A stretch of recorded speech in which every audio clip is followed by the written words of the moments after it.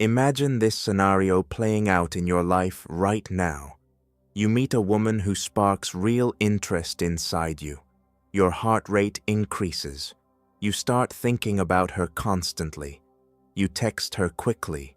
You laugh a little too eagerly at her jokes. You lean in during conversations, and you're already planning the next date before the current moment has even finished unfolding. You feel excited, hopeful, and alive with possibility. Then slowly the replies become slower. The energy shifts. She starts pulling away. The connection you thought was building suddenly fades, and you're left with that familiar sting of confusion and rejection, wondering what you did wrong. Brother, if this pattern sounds familiar, you are not alone. Millions of men experience this cycle repeatedly. The hidden truth is that you didn't make one single mistake in that moment. You made the fundamental mistake of chasing.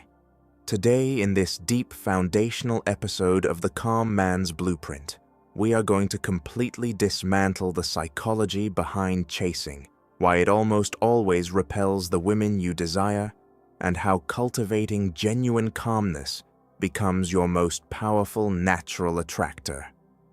We will draw deeply from Stoic philosophy to master your internal emotional world. We will use Robert Greene's insights from The Art of Seduction, the laws of human nature, and mastery to understand the strategic dynamics of human behavior. And we will build the practical blueprint that shifts you from the desperate pursuer into the calm, magnetic man who naturally draws women toward him without force or anxiety. This is not surface-level advice. This is a comprehensive masterclass-length exploration because real transformation requires depth. Stay with me through every section. Take notes. Revisit the exercises. By the end of this episode, you will understand the mechanics of attraction from a completely new perspective, and you will have concrete tools to begin changing your results immediately. Let us begin with brutal honesty about the cost of chasing. When you chase a woman, whether through constant texting, pursuing dates, overly eager compliments, or emotional investment before she has earned it, you are sending one very clear subconscious signal. That signal is neediness, and in the realm of attraction, neediness is the silent killer. Robert Greene explains in The Laws of Human Nature that human beings are wired with deep unconscious motivations. One of the strongest is the desire for autonomy and the fear of being controlled or trapped. When you chase, you reverse the natural polarity of desire. You become the predictable available option. Predictability destroys tension. Tension is the lifeblood of attraction. Greene talks about the law of covetousness. People covet what they feel they might lose. They desire what appears scarce, what others compete for, and what requires effort to attain. By chasing, you remove all of those elements. You make yourself abundant and easy to obtain. The result is almost always withdrawal. Think about historical figures known for their seductive power. The great seducers profiled in The Art of Seduction never appeared desperate. They created space. They allowed the target to feel the pull. They mastered timing. They understood that the moment you start pursuing too aggressively, the other person begins to feel pressure, and their natural response is to create distance to regain their sense of freedom. Stoicism provides the perfect internal framework to break this pattern. Epictetus taught that it is not things themselves that disturb us, but our opinions about them. When you chase, you are reacting from a place of emotional slavery. Your sense of well-being becomes dependent on her texts, her replies, her interest level, and her validation. This is the opposite of freedom. The Stoics distinguished clearly between what is within your control and what is not. You control your own judgments, your efforts, your character, your emotional responses, and your actions. You do not control another person's feelings, their interest, their schedule, or their desires. The moment you tie your emotional state to things outside your control, you set yourself up for suffering. This creates multiple layers of very real costs. First, there is emotional burnout. Constant chasing keeps your nervous system in a heightened state of anxiety. You are always waiting for the next reply, always interpreting mixed signals, always strategizing the next move. Over time, this drains your energy and affects every other area of your life. Second, there is the erosion of self-respect. Every time you pursue someone who is not reciprocating at the same level, you are subtly communicating to yourself that you are not enough as you are. You are saying that her approval matters more than your own dignity. This compounds over months and years and quietly destroys confidence. Third is the paradoxical repulsion effect. The more energy you pour into pursuit, the more she tends to pull away. This is not random. It is basic human psychology. People value what they have to work for. When you remove the work, you remove the value. Fourth, you miss opportunities with women who would have been strongly attracted to a calmer, more grounded version of you. While you are busy chasing one woman who is lukewarm, dozens of others who might have felt genuine magnetic pull never even register on your radar because your focus is misplaced. Let me share some real-world patterns I have observed and that align with both Stoic wisdom and Greene's observations. Consider two men in similar situations. Man A sees an attractive woman. He feels strong desire. He immediately begins texting, frequently suggesting dates, complimenting her appearance, and trying to lock down plans. Within a few weeks, the woman loses interest. Man B feels the same initial desire. He acknowledges it, but remains centered in his own life. He engages warmly, but without urgency. He allows space. He continues focusing on his own purpose and growth. The woman finds herself thinking about him more. She starts initiating contact.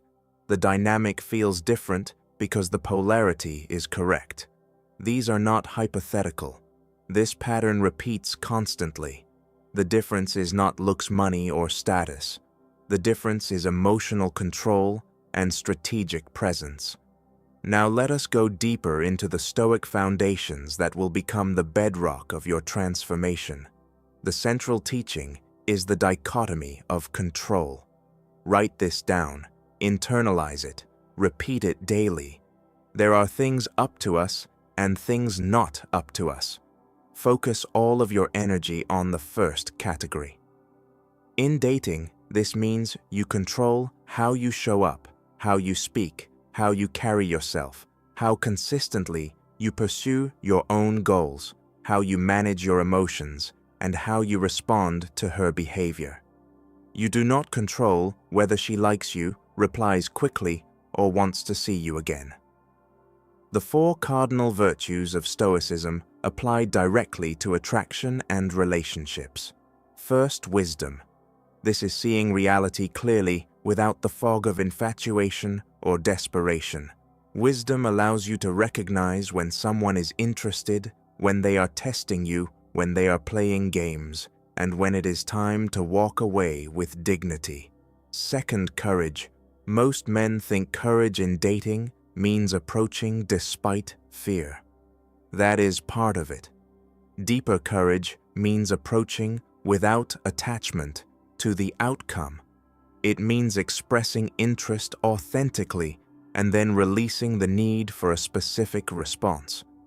This kind of courage is incredibly attractive because it is rare. Third, justice. This means treating women with respect as full human beings rather than objects of conquest. It also means treating yourself with justice by not abandoning your own standards and boundaries for the sake of pursuit. Fourth, temperance. This is restraint, the ability to feel strong desire and still choose measured action, the ability to enjoy flirting and connection without losing yourself in it. Temperance creates the calm presence that women feel as strength. There are specific Stoic practices you can begin implementing immediately to build this emotional mastery. The first is premeditatio malorum. This is the premeditation of evils or potential setbacks. Before you engage with a woman, you visualize possible negative outcomes. She doesn't reply. She flakes on a date. She loses interest. You imagine these scenarios in detail and you practice responding with calm acceptance rather than emotional collapse. This mental rehearsal dramatically reduces the power of those events when they actually occur. The second practice is amor fati, love of fate. Whatever happens, whether it is rejection or success, you choose to see it as necessary fuel for your growth. Rejection becomes data. It reveals where you still need to develop. Success becomes a pleasant bonus, but never the source of your identity. The third is the view from above. When you feel yourself becoming overly invested in one woman, you mentally zoom out. You see the planet, the billions of people, the vastness of time, and you realize that this one interaction, no matter how meaningful, does not define your worth. This perspective brings instant calm. The fourth daily practice is morning and evening review. Each morning you ask yourself, what is within my control? Today regarding my interactions with women, how can I show up as the best version of myself? Each evening you review your actions without harsh judgment. What went well? Where did you slip into neediness? What will you adjust tomorrow? These are not abstract philosophical ideas. They are practical tools that rewire your nervous system over time. When you master them, women will feel the difference in your energy before you even speak. Now let us layer in Robert Greene's strategic insights. In The Art of Seduction, Greene outlines that seduction is primarily psychological. It is about creating emotional tension, stirring desire, and guiding the other person through a series of psychological phases. The desperate chaser skips all of this and jumps straight to pursuit, which breaks the entire process. Key elements from The Art of Seduction that align perfectly with Stoic calm include creating mystery, delaying gratification, and strategic absence. When you are always available, you remove mystery. When you respond instantly, you remove anticipation. When you chase, you destroy the natural rhythm that builds desire. Greene describes various seductive types. The rake who pursues with intensity but knows when to withdraw. The charmer who makes others feel special while maintaining inner detachment. The natural who embodies carefree confidence. As a calm man, you are cultivating a unique combination. Stoic depth combined with strategic charm. Unshakable centeredness paired with genuine appreciation for feminine energy. Law 3. The law of covetousness. People want what they cannot easily have. By becoming less available, you increase your perceived value naturally. Law 11. The law of grandiosity. People want to feel elevated. When you are calm and purposeful, you give others the space to project their ideals onto you. Chasing shatters that projection. Law 14. The law of infectious emotion. Your emotional state spreads. When you are anxious and needy, that energy is contagious and unattractive. When you are calm, centered, and joyful, that energy becomes magnetic. In Mastery, Greene shows that the deepest, most sustainable attraction comes from a man who is deeply immersed in his own purpose and craft. Women sense when a man has something larger than romance in his life. That sense of mission creates natural scarcity and authentic confidence that cannot be faked. The combination is powerful. Stoic emotional control gives you the internal foundation. Greene's laws give you the strategic understanding. Mastery gives you the life direction that makes everything else flow naturally. Let us now move into the practical blueprint for shifting from chasing to calm attraction. This is where philosophy meets daily action. First, build a life so compelling that women want to enter it rather than you trying to force entry into theirs. This means prioritizing your physical health, your skills, your social circle, your purpose, and your personal standards. When your default state is already full and satisfying, any particular woman becomes a potential enhancement rather than a desperate need. Second, practice detached engagement. You can show genuine interest, warmth, and flirtation while maintaining inner independence. This looks like complimenting her in a way that is specific and sincere, but not overly effusive. It looks like suggesting a date once with calm confidence, and then stepping back rather than pushing. It looks like enjoying the conversation without mentally planning the wedding. Third, master the power of strategic absence. After a good interaction, allow time before the next contact. Let her experience the contrast between your calm presence and the usual noise of desperate men. This absence creates curiosity and anticipation. Fourth, develop the ability to read signals accurately. Greene emphasizes observing people closely. Notice whether her body language, energy, and actions match her words. Stoicism helps you observe without emotional distortion. Let me walk you through specific scenarios with exact response strategies. Scenario 1. She takes hours or days to reply to your text. The chasing response is to send follow-up texts or double text expressing disappointment. The calm response is to continue living your life fully, and when you do reply, keep it light, positive, and brief. No mention of her delay. Scenario 2. She flakes on a date. The chasing response is to show frustration or immediately suggest another time with eagerness. The calm response is to acknowledge it gracefully and set a clear boundary while keeping your emotional state unaffected. Scenario 3. Mixed signals. Hot and cold behavior. The chasing response is to try harder to win her consistency. The calm response is to mirror her energy level and invest proportionally while focusing on your own growth. These responses become natural when your internal Stoic foundation is strong. Now let us address some common objections and pitfalls so you can navigate this path cleanly. Objection 1. Don't you have to pursue sometimes? Yes, action is necessary. The difference is pursuing from a place of abundance and choice rather than scarcity and need. Strategic pursuit feels different from desperate pursuit, and women can feel the distinction. Objection 2.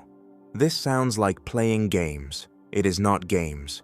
It is respecting natural human psychology and refusing to abandon yourself. Authenticity without emotional control often just means uncontrolled neediness. Pitfall 1. Intellectual understanding without daily practice. Reading and listening is only the beginning. You must implement the exercises consistently for months before the new identity solidifies. Pitfall 2. Using these ideas to justify avoidance or fear of rejection. True calm includes courage. You still approach. You still express interest. You simply do it without desperate attachment. Pitfall 3. Becoming cold or robotic. Calmness is not emotional suppression. It is emotional mastery. You can feel deeply and still choose your response wisely. Women are attracted to men who feel strongly, but are not controlled by those feelings. In the next episode, we will go deeper into Stoic detachment in dating. We will explore how to desire without neediness and how to maintain your center no matter what happens with any particular woman. If this episode resonated with you, leave a comment below, sharing the biggest chasing pattern you recognize in your own life. Subscribe and turn on notifications so you don't miss the episodes that will build your complete blueprint. You now have the first piece of the foundation. The cost of chasing is too high. The power of calmness is transformative. Begin today. Become the calm man.